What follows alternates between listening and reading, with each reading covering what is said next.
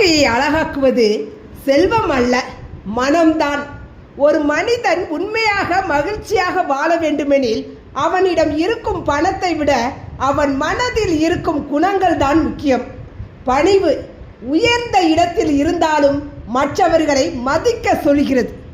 அடுத்ததாக மன்னிப்பு பழிவாங்கும் எண்ணத்தை விட மன அமைதியை பரிசாக அளிக்கிறது.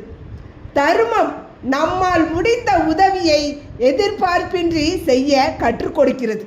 இன்று மனிதர்கள் தேடுவது மகிழ்ச்சியை, ஆனால் மகிழ்ச்சியை வாங்கக்கூடிய பொருள் அல்ல.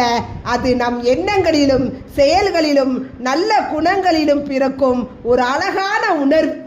ஆக நம்முடைய வாழ்க்கையில் இந்த 3 குணங்களையும் விதைத்தால் நம்மை சுற்றியிருப்பவர்களின் வாழ்க்கையும் மலரும், நம்முடைய மனமும் என்றுமே நிம்மதியாக இருக்கும். இன்று ஒரு முடிவெடுப்போம், பணிவோடு பேசுவோம், மன்னிக்க கற்றுக்கொள்வோம், தர்மம் செய்ய தயங்காத மனதை வளர்ப்போம்.